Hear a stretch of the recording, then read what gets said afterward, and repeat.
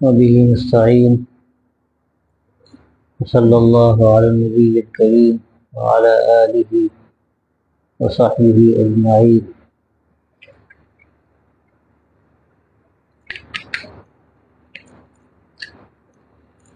باب في صحبة خيار الناس. قال الله تعالى: أعوذ بالله من الشيطان الرجيم.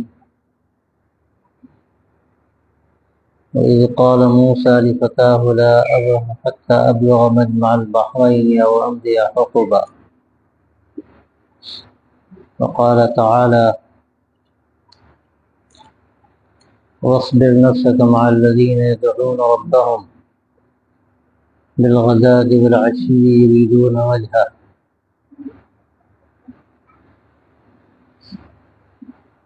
وعن أبي موسى الأشعري رضي الله عنه عن رسول الله صلى الله عليه وآله وسلم قال: إنما مثل الجليس الصالح وجليس السوء كحامل المسك ونافخ الكير. وحامل المسك إما أن يحذيك وإما أن تبتاع منه وإما أن تجد ريحا طيبة. ونافخ الكير إما أن يحرق ثيابك وإما أن تجد منه ريحا ممتنة. متفق علیہ.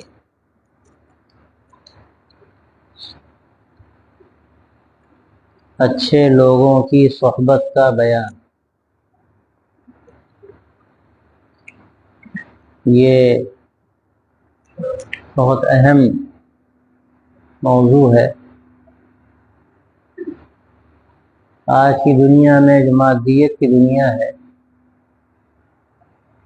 لوگ اس کی اہمیت کو اس طرح نہیں سمجھتے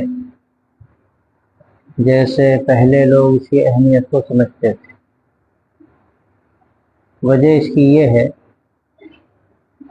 کہ آج لوگوں کے پیش نظر صرف حصول دنیا ہے، دولت ہو یا عزت ہو. ماں باپ کے ذہنوں میں بس یہی بات ہوتی ہے کہ ہمارا لڑکا کماؤ پود بن جائے، کمائے. اب اس کے اخلاق رہیں یا بگڑیں، وہ کسی بھی صحبت میں رہے اور کیسا ہی بن جائے، اس سے بحث نہیں. ان کو صرف مطلب و غرض ہے دولت سے. تو ظاہر ہے کہ اس کی پرواہ بھی نہیں ہوتی ان کو، اور کہیں بھی بگڑے یا بنے، اس کے اخلاق اچھے ہوں یا برے ہوں، اس سے ان کو کوئی لینا دینا نہیں، کوئی سروکار نہیں. تو اب تو انداز فکر ہی بدل گیا. پہلے سوچنے کا انداز یہ نہیں تھا. پہلے سب سے پہلے اس کی فکر ہوتی تھی کہ اس کے اخلاق نہ بگڑنے پائیں. ایسا نہ ہو کہ یہ غلط صحبت میں پڑھ کر بگڑ جائے، اس کے اخلاق بگڑ جائے.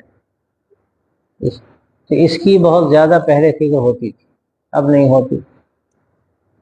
نتیجہ یہ ہے کہ بگاڑ بڑھتا چلا جا رہا. جو خیر کے سرچشمے ہیں وہ کم ہوتے چلے جا رہے ہیں، خشک ہوتے جا رہے ہیں. اور ظاہر ہے کہ زمانہ نبوت سے جتنی دوری ہو رہی ہے اتنا ہی زیادہ تاریکیاں بڑھ رہی ہیں، اور لوگوں کو روشنی کی فکر بھی نہیں. ان کو تو لائٹ کی روشنی چاہیے، بلب کی روشنی چاہیے. ان کو اندر کی روشنی سے کوئی سروکار نہیں. بقول اکبر الہ آبادی کے کہ اندھیر ہو رہا تھا بجلی کی روشنی میں، تو آج کا اندھیر بجلی کی روشنی میں ہو رہا ہے. اور لوگوں کو لمع سازی چاہیے، خوبصورت پیکنگ چاہیے، اندر جو بھی ہو. تو نتیجہ دنیا کا ہم کو یہ گیا ہے کہ ہم اپنے اخلاق کو سنوارنے کی کوشش کریں. اور ظاہر ہے کہ اصولی فرق ہے، ہمارے سامنے آخرت. ہمارے سامنے اصل دنیا نہیں، دنیا کو تو اللہ تبارک و تعالیٰ نے آخرت کی کھیتی بنایا ہے۔ دنیا اللہ نے اس لیے نہیں دی ہے کہ آدمی اس میں الجھ کر رہ جائے اور اس کی ملمع سازیوں میں فریب جو ہو رہا ہے، اہل ایمان میں جو ایمان والے کہلاتے ہیں، نام مسلمانوں کے ہیں، دنیا ان کو مسلمان سمجھتی ہے لیکن کام بالکل دوسروں کے، تو انداز فکر جو ہے یہ بالکل یہ چیز جو حاصل ہوتی ہے سب سے بڑھ کر صحبت سے ملتی، صحبت سے حاصل ہوتی۔ آدمی جتنے اچھے لوگوں کے ساتھ رہے گا اچھا بنے گا، بروں کے ساتھ رہے گا برا بنے گا۔ مشہور ہے صحبت صالح ترا صالح کند، صحبت طالح ترا طالح کند، کہ آدمی تو اچھوں کی صحبت اچھا بناتی ہے، بروں کی صحبت برا بناتی ہے۔ اور ہمیں جو تعلیم دی گئی ہے جا بجا یہ معلوم ہوتا ہے کہ ہمیں اس کی فکر کرنی۔ شادی کا مسئلہ آیا تو آپ صلی اللہ علیہ وسلم کیا وجہ سے کی جاتی ہے؟ حسب نسب کی وجہ سے کی جاتی ہے۔ اس میں کہا گیا کہ عورتوں کے بارے میں کہ اچھے اچھے عقل والوں کی عقلیں اڑا لے جاتی،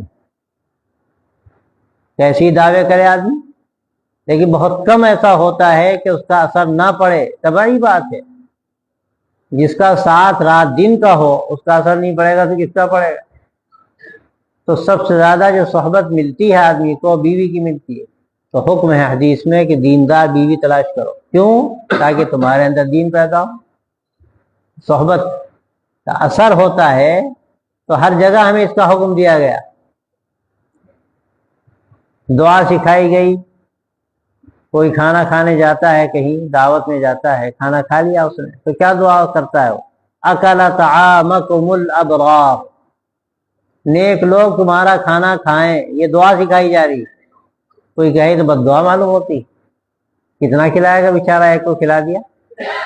لیکن یہاں جو بات کہی جا رہی ہے کہ نیک لوگ تمہارا کھانا کھائیں، اس کا مقصد کیا ہے؟ کہ تمہارا ساتھ نیک لوگوں کا رہے، یہ تمہارے لیے اصل ہے۔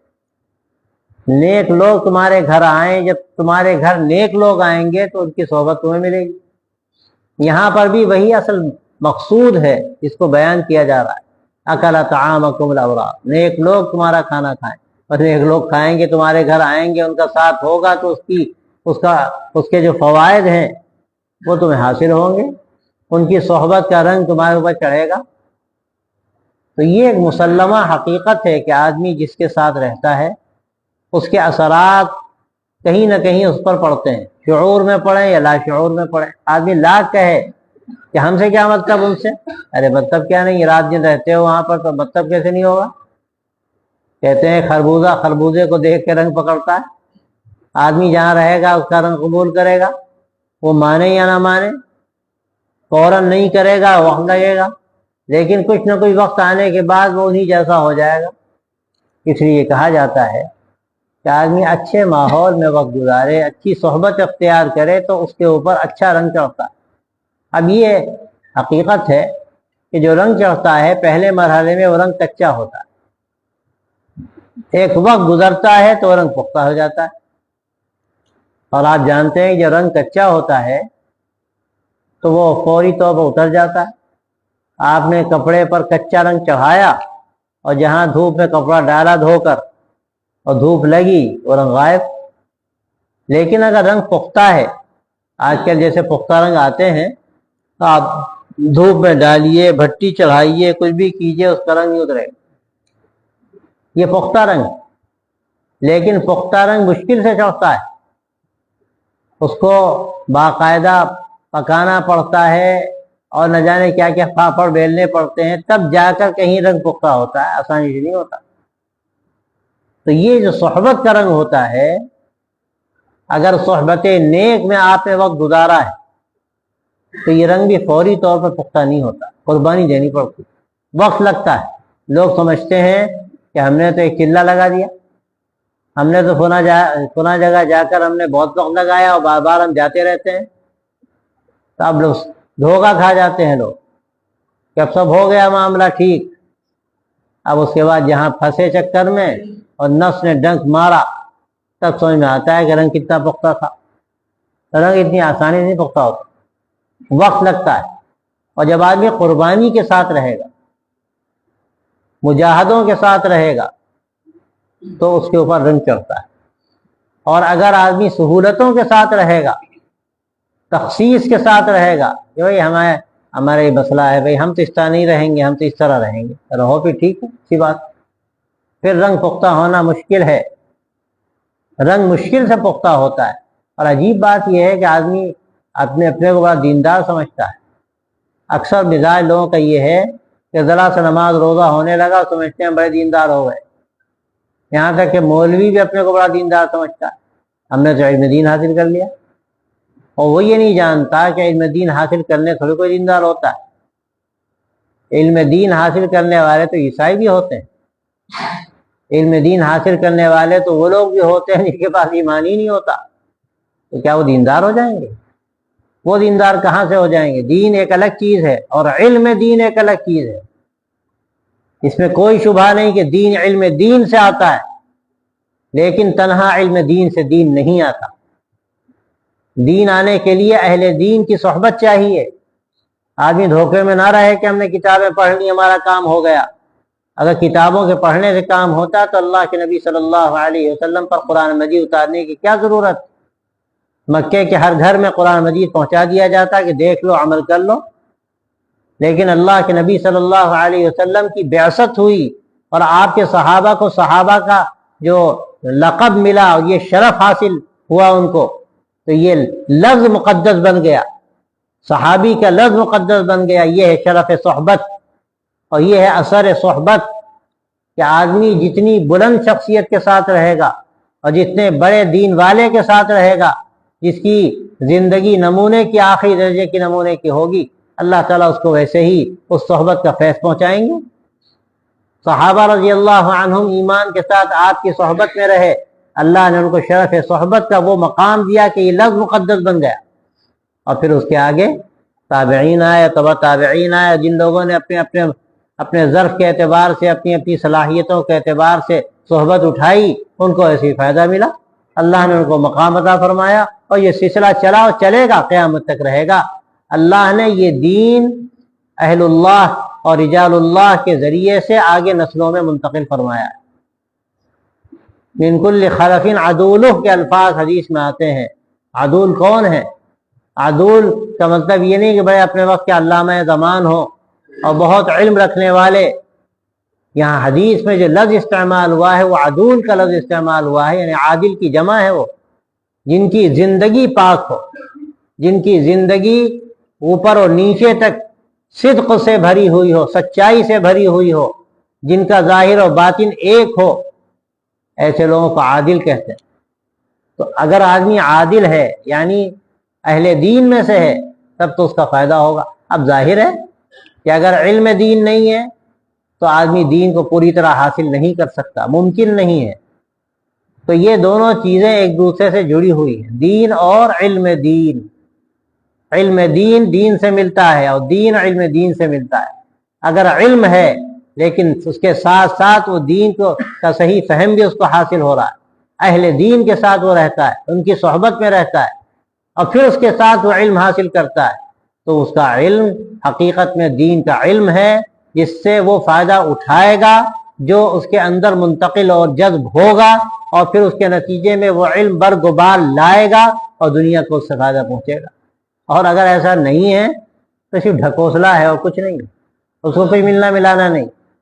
اللہ کے نبی صلی اللہ علیہ وآلہ وسلم کے بارے میں قرآن مجید میں جو مقصد بعثت کا بیان ہوا، آپ کی بعثت کے مقصد کا، مقاصد کا، اس میں 3 باتوں کا تذکرہ ہوا: تلاوت آیات، تزکیہ نفوس اور تعلیم کتاب و حکمت۔ یہ تزکیہ نفوس کہاں سے ملے گا؟ یہ صحبت سے ملتا ہے۔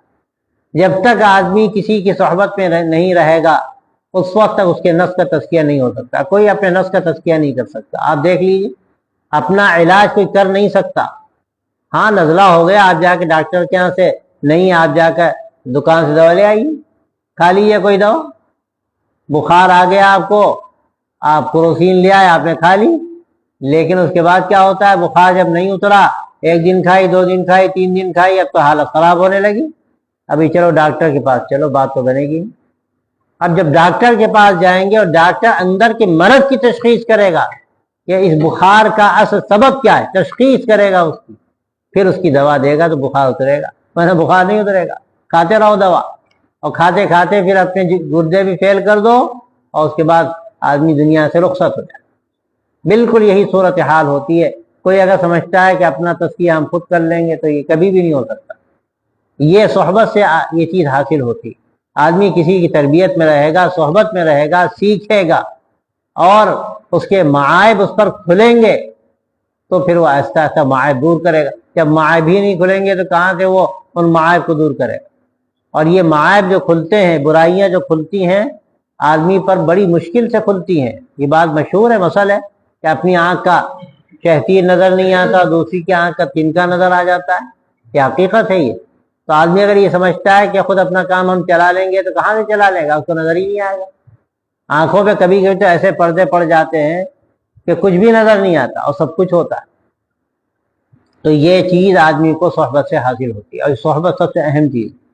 और सोहबत जो है मुख्तसर भी होती है, तवील भी होती है, और बेहतर भी होती है, और बेहतर से बेहतर तर भी होती है। आदमी जैसी सोहबत अख्तियार करे वैसी होता है। अब आदमी मस्जिद के माहौल में है, ये खुद एक सोहबत है। अच्छी जगह पर है, अच्छी जगह पर है, लोग अच्छी नीयत से यहाँ ठहरे हुए हैं, तो खुद फी नफ्सी ही इस चीज का फायदा पहुंचता है। अच्छी सोहबत ये भी है, आदमी जमातों में फिरता है, चलता है, क्या होता है, मस्जिद में है, मस्जिद के माहौल में है, बाद बता बड़े अच्छे लोग मिल जाते हैं, उसको अच्छी सोहबत हासिल होती। लेकिन इसी में कहीं कहीं आदमी धोखा भी खाता है। ऐसे लोग भी आ जाते हैं कि अगर उनका ज्यादा कुर्ब हो जाए तो बजाय बनने के आदमी बिगड़ने के चक्कर में पड़ जाता है। ऐसे लोग आ जाते हैं, अच्छे अखलाक के नहीं होते, उनका मकसद ही नहीं होता, वो तरबियत के लिए नहीं आते। जमातों में भी ये होता है, खानकाहों में भी ये होता है, और मदरसों में भी ये होता है। एक बड़ी तादाद दूसरे मकसद की खातिर आती है, वो पढ़ने नहीं आती, वो तरबियत के लिए नहीं आती, वो तबलीग में भी तबलीग के लिए नहीं जाती, घूमने फिरने जाती है, और यहाँ भी दूसरे मकसद से आती है, चाहे कोई मकसद हो। तो जाहिर है अब वो जो एक नापाक या गंदा हिस्सा है उससे आदमी लग गया तो नतीजा क्या होगा, वो भी गंदा हो जाए। अपने को बचा कर चलना पड़ेगा, अपने को बचा कर चलना पड़ेगा। अच्छा माहौल हो तो अच्छे माहौल को देख कर रहना है। वहां पर इसका खतरा होता है कि अच्छे माहौल में भी कहीं ऐसे अनासिर ना हो जिसके नतीजे में आदमी को नुकसान पहुंच जाए। इसलिए एक बात कही जाती है कि इख्तिलात ज्यादा नहीं होना चाहिए। आदमी जब दीन सीखने के लिए आया है या दीन सीखने के लिए निकला है, मस्जिद के माहौल में उसके लिए आया है, किसी खानकाह में अपनी तरबियत के लिए वो गया है, तो उसको यकसू रहना चाहिए। अगर वो यकसू नहीं रहेगा तो उसको हो सकता है वहां बजाय फायदे के नुकसान हो जाए। तो माहौल से फायदा उठाना भी एक तरीका है उसका, उस तरीके को इख्तियार करेगा तो फायदा होगा। और तरीके से हट कर और दूसरा कोई अपना रास्ता बनाएगा तो जाहिर है फिर रास्ता बनाए दूसरा, उसी रास्ते पर जाएगा, उसको क्या मिलेगा। तो सोहबत की शराइत भी है, आदमी उन शराइत के साथ सोहबत इख्तियार करेगा तो फायदा होगा। अब किसी अल्लाह वाले के पास बैठा है तो उसकी भी शराइत है। आदमी जाकर अल्लाह वालों के पास बैठे तनकीद के लिए, तनकीस और आगे की चीज है, अगर वो तनकीस उसके बाद करे तो उसको फायदा नहीं, उसको तो उल्टा नुकसान होगा और बड़ा नुकसान होगा, उसका तो ईमान खतरे में पड़ जाएगा। अगर आदमी अल्लाह वालों पर तनकीद करे और उनकी तनकीस करे तो अल्लाह ताला कभी कभी तो उसका ईमान सल्ब कर लेते हैं। मन आद अली वलियन फ़क़द आज़नतुहु बिल हर्ब, कि जो मेरे किसी वली से दुश्मनी करता है उसे मेरा ऐलान जंग। अल्लाह किसी से अगर जंग का ऐलान करे तो क्या बचेगा, ईमान भी खतरे में पड़ जाएगा। आदमी अगर फायदा उठाना चाहता है, हज़रत रायपुरी रहमतुल्लाह अलैह तो जगह जगह ये बात देखी कि आदमी मोहब्बत के साथ रहे। अगर मोहब्बत है तो फायदा होगा, ताल्लुक है तो फायदा होगा, अगर ताल्लुक नहीं है, मोहब्बत नहीं है तो फायदा कहाँ से होगा। कनेक्शन नहीं हुआ, कनेक्शन नहीं हुआ, और जब तक कनेक्शन नहीं होगा तो उस वक्त तक करंट नहीं आएगा। उस वक्त तक लाइट आप बड़ी आला किस्म की खरीद के ले आइए, 1000 پاور کا بلب لگائیے، اے سی لگا دیجئے، مشینیں لگا دیجیے، لیکن آپ نے کرنٹ جو تار آیا ہوا ہے اس تار سے ابھی کنیکشن نہیں لیا۔ جب کنیکشن نہیں لیا تو کہاں سے فائدہ ہوگا؟ آپ کتنے ہی قریب آ جائیے، لگ کے بیٹھ جائیے، لیکن اگر کنیکشن نہیں ہے تو کوئی حاصل نہیں۔ اس کے لیے کنیکشن کی ضرورت۔ کنیکشن کیا ہے؟ کنیکشن یہی تعلق و محبت۔ اس تعلق و محبت کے ساتھ آدمی اگر وقت گزارے گا تو اس کو فائدہ ہوگا۔ حضرت پھول پوری رحمۃ اللہ علیہ، محمد احمد صاحب پھول پوری رحمۃ اللہ علیہ کہتے تھے کہ اولیاء اللہ کی مثال ایسی ہے جیسے ٹیلے ہوتے ہیں، ان پر انوار کی بارش ہوتی ہے۔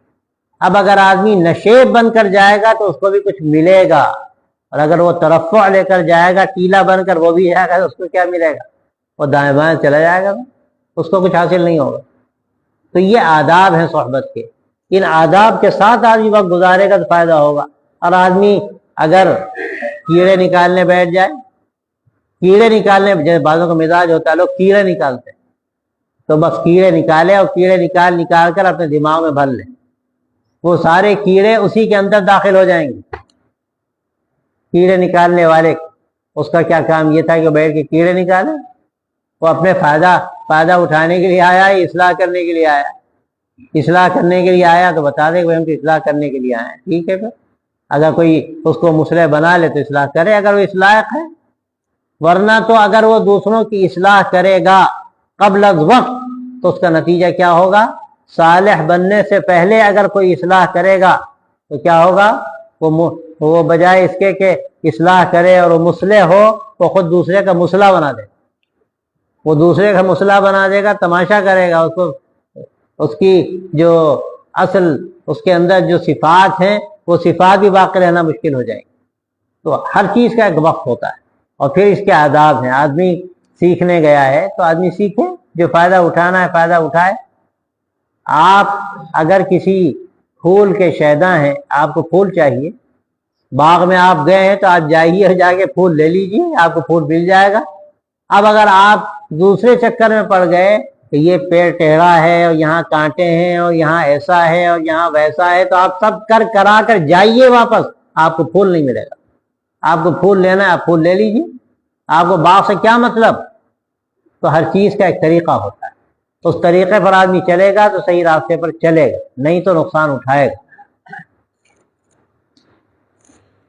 یہ جو پہلی آیت ہے حضرت موسیٰ علیہ السلام کا واقعہ اسے بیان کیا گیا، احادیث میں بھی اس کی وضاحت ہے کہ ایک مرتبہ حضرت موسیٰ علیہ السلام واعظ کہہ رہے تھے، کسی شخص نے ان سے پوچھا کہ سب سے بڑا عالم کون ہے؟ تو حضرت موسیٰ نے یہ خیال ہوا ان کو کہ میں صاحب شریعت نبی ہوں، تو ظاہر اس وقت سب سے میں ہی جانتا ہوں، تو ان کی زبان سے الفاظ نکلے کہ میں سب سے بڑا عالم ہوں۔ اللہ تبارک و تعالیٰ کو صاحب شریعت نبی کی زبان سے بھی یہ کلمات پسند نہیں ہے، میں سب سے بڑا عالم۔ اللہ تبارک و تعالیٰ نے حضرت موسیٰ سے کہا تم کہاں سب سے بڑے عالم، ہمارا ایک بندہ اور بھی ہے تم سے زیادہ علم رکھتا ہے۔ حضرت موسیٰ ظاہر ہے نبی تھے، طلب رکھنے والے، وہ عام آدمی کی طرح تھوڑی تھے کہ تکبر میں انہوں نے کہہ دیا کہ میں سب سے بڑا عالم ہوں۔ انہوں نے تو ایک حقیقت کا بیان کیا، لیکن اس حقیقت کے بیان کو بھی اللہ نے پسند نہیں فرمایا، اور فرمایا میرا ایک اور بندہ ہے تم سے بڑا عالم۔ جب کہا تو فوراً بولے اے اللہ مجھے اس کا پتہ بتا دیجیے، میں اس سے جا کر علم سیکھوں۔ طالب تھے وہ، سچائی ان کے اندر تھی، تو اللہ کے نبی تھے، صاحب شریعت نبی تھے۔ اب انہوں نے یہ بات جب فرمائی تو اللہ تبارک و تعالیٰ نے فرمایا ہاں فلاں بندہ ہے، فلاں جگہ پر ہے، سورہ کہف میں پورا واقعہ ہے، یہ علامت ہے، جہاں دو سمندر ملتے ہیں وہاں جاؤ تمہیں وہ بندہ ملے گا۔ اب وہ اپنے خادم کو لے کر چلے، پورا قصہ قرآن مجید میں بیان کیا گیا۔ اب وہاں ملے جا کر، وہ حضرت خضر علیہ السلام تھے، ان سے جا کر انہوں نے کہا کہ اللہ نے آپ کو بڑا علم دیا ہے، اور میں چاہتا ہوں کہ جو آپ کے پاس علم ہے میں آپ سے حاصل کروں، سیکھوں۔ تو حضرت خضر نے کہا کہ میرے پاس جو علم ہے وہ اور علم ہے، تم میرے ساتھ نہ رہ پاؤ اور تم برداشت نہ کر پاؤ گے میرے ساتھ۔ تو وہ کہنے کہ نہیں آپ موقع تو دیجئے، چلو میرے ساتھ۔ اب وہ نکلے چلے تو جناب علی وہاں ایک جگہ ان کو ندی پار ہونا تھا، کشتی پہ بیٹھنا تھا، کشتی پہ بیٹھے اور کشتی میں بیٹھنے کے بعد لطیفہ یہ ہوا، نئی کشتی تھی، انہوں نے چپکے سے کشتی کا ایک حصہ توڑ دیا، اور اس کشتی والے نے جو ملا تھا پیسے بھی نہیں لیے تھے۔ اب حضرت موسیٰ سے برداشت نہیں ہوا، کہنے لگے یہ کیا غضب کیا آپ نے، بیچارہ اس نے پیسے نہیں لیے اور آپ نے کشتی توڑ دی۔ کہا میں نے تم سے کہا تھا میرے ساتھ نہ رہ پاؤ گے، تو برداشت نہ کر پاؤ۔ حضرت موسیٰ علیہ السلام نے کہا ایک موقع دیجیے، میں بھول گیا۔ اب پھر آگے بڑھے تو ایک لڑکا کھیل رہا تھا، معصوم تھا بچہ، حضرت خضر نے اس کی چھٹی کر دی، مار دیا اس کو۔ اب پھر برداشت نہیں ہوا موسیٰ، ایک معصوم بچہ تھا کھیل رہا، آپ نے کیا غلط کیا؟ اب میں نے کہا تھا نا میرے ساتھ نہ چل پاؤ گے تم۔ کہ ایک موقع اور دے دی، چلو بھائی۔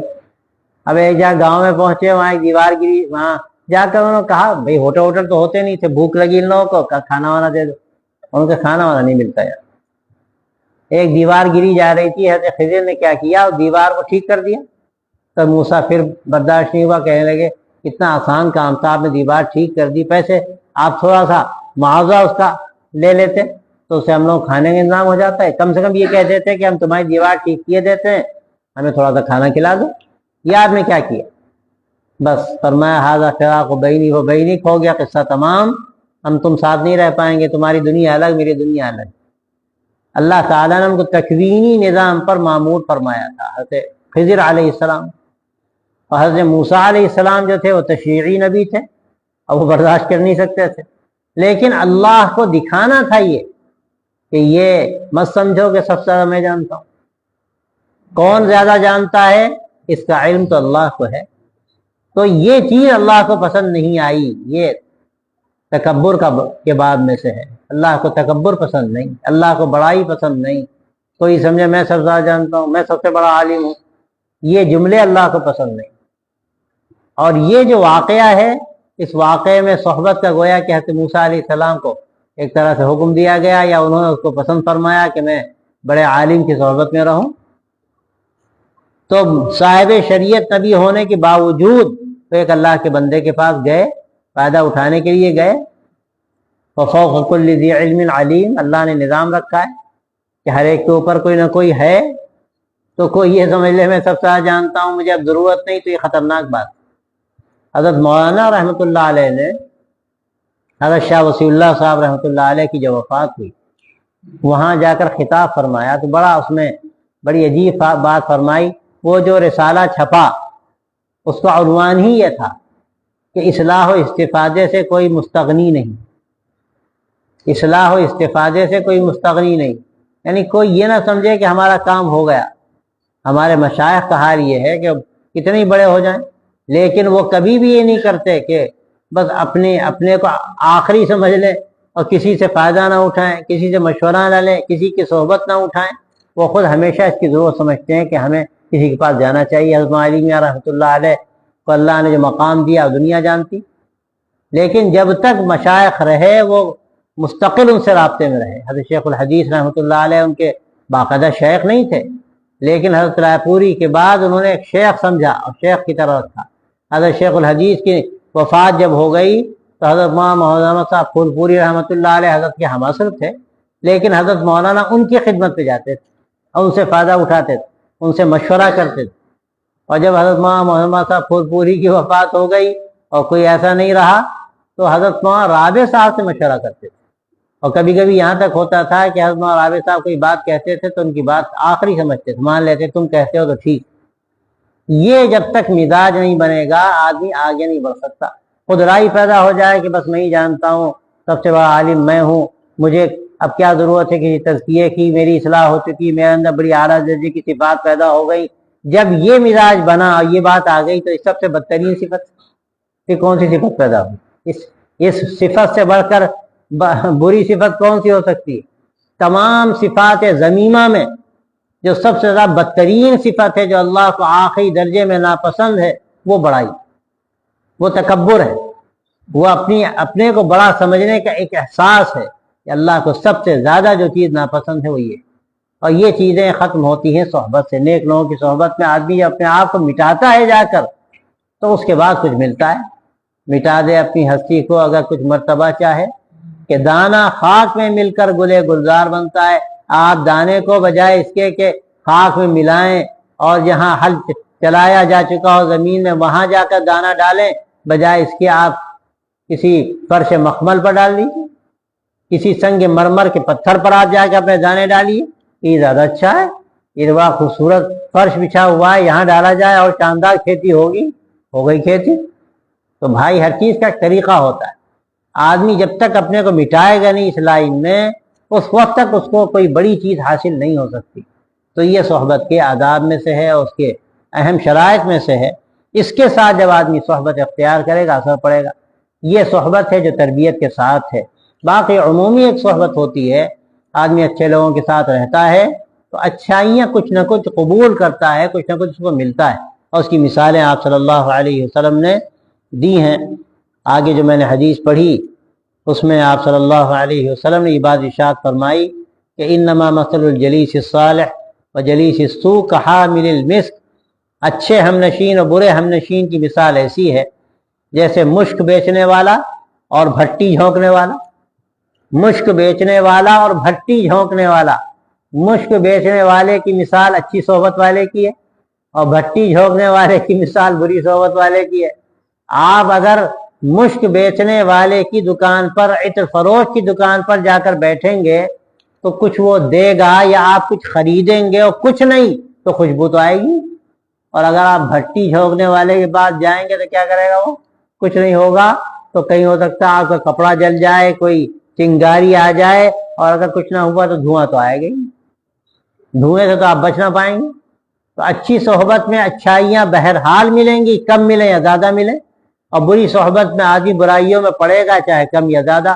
اسی لیے بات کہی جاتی ہے کہ دیکھو بھائی، دوستی سوچ سمجھ کر کرو، دوستی سوچ سمجھ کر کرو۔ آگے روایت میں آ رہا ہے کہ آدمی اپنے دوست کے دین پر ہوتا ہے۔ خوب دیکھ لو کس سے تمہاری دوستی ہے۔ وجہ کیا ہوتی ہے کہ آدمی دوستی کرتا ہے، دوستی آگے تک ہوتی ہے، محبت کے ساتھ ہوتی ہے، تو اس کا نتیجہ یہ ہوتا ہے کہ آدمی دوست کی ہر چیز کو قبول کرتا چلا جاتا ہے اور پھر وہ ساری صفات اس کے اندر منتقل ہو جاتی ہیں، جو صفات اس کے دوست کے اندر ہیں وہ صفات اس کے اندر منتقل ہوتی جاتی ہیں۔ تو آدمی خوب دیکھ لے کہ کون اس کا ساتھی ہے، کون اس کا دوست ہے، کون اس کا رفیق ہے۔ سفر کرے آدمی تو بھی بہتر ہے اچھے لوگوں کے ساتھ سفر کرے، اچھا وقت گزرے گا، کچھ نہ کچھ مل ہی جائے گا۔ اور اگر بروں کے ساتھ سفر کرے گا تو ظاہر ہے کیا نتیجہ نکلے گا، اس کا برائیاں ملیں گی۔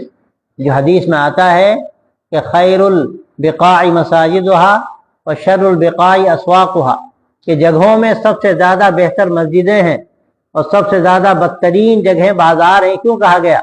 مسجدوں میں صحبت خیر ہے اور بازاروں میں صحبت بد ہے۔ آپ مسجد میں آئیں تو کن لوگوں کے پاس بیٹھیں گے؟ نماز پڑھنے والوں کے پاس، ذکر کرنے والوں کے پاس، تلاوت کرنے والوں کے پاس۔ یہ الگ بات ہے، جیسے میں نے ابھی پہلے عرض کیا کہ بعض لوگ تو بدنیتی سے آتے ہیں، چوری کرنے بھی آتے ہیں، شاید کسی کا موبائل مل جائے۔ تو اب آدمی اگر ایسے لوگوں کے پاس زیادہ وقت گزارے، ان سے دوستی ہونے لگے، تو مسجد میں رہ کر بھی آدمی برائیوں میں پڑ سکتا ہے۔ اپنے کو سنبھال کے چلانا پڑے گا، سنبھال کے آگے بڑھنا پڑے گا۔ لیکن یہاں 90%، 99% کون لوگ ہوتے ہیں جو اچھی نیت سے آتے ہیں، دین سیکھنے کے لیے آتے ہیں، نمازوں میں لگے ہیں، تلاوت میں لگے ہیں، ذکر میں لگے ہیں، تعلیم میں لگے، تو ظاہر ہے کہ ان کے پاس بیٹھے گا تو کیا ملے گا؟ خیر ملے گا نا۔ اور بازاروں میں کیا ہوتا ہے؟ بازاروں میں تو ایک سے ایک لوگ ہوتے ہیں، اور آج کے موجودہ زمانے میں تو کیا کیا تماشے ہوتے ہیں، کیسی کیسی بے پردگیاں ہوتی ہیں۔ وہاں جائے گا تو آدمی کیا ملے گا؟ اس کے اخلاق بگڑیں گے، اس کی نگاہوں کا بھروسہ نہیں، اور نہ جانے کیسے کیسے لوگوں سے سابقہ پڑے جس کے نتیجے میں اس کے اندر برائیاں اور زیادہ پیدا ہو جائیں۔ تو بازاروں میں وہ ملے گا اور مسجدوں میں یہ ملے گا۔ اس لیے فرمایا کہ مسجدیں سب سے بہتر ہیں اور بازار جگہوں میں سب سے بدتر ہیں۔ ہاں ٹھیک ہے، ضرورت ہے، آپ کو بزنس کرنا ہے، آپ کی دکان ہے، آپ جائیں گے، پہلے روایت میں آ چکا ہے۔ پھر آپ حق دیجئے، اپنی نگاہیں نیچی رکھیے، آپ آنے جانے والوں کو سلام کیجئے۔ یہ حدیث میں پہلے گزر چکی ہے یہ بات، جس کا حق ہے بازاروں کا اور راستوں کا وہ حق دیجیے۔ ورنہ اگر آپ بالکل غافل ہو گئے بازاروں میں جا کر تو آپ کے برتن میں وہ گندگیاں آنا شروع ہو جائیں گی جس کا آپ کو احساس بھی نہیں ہوگا، اور آہستہ آہستہ پھر آپ اسی غلط راستے پر پڑتے چلے جائیں گے۔ وآخر دعوانا الحمد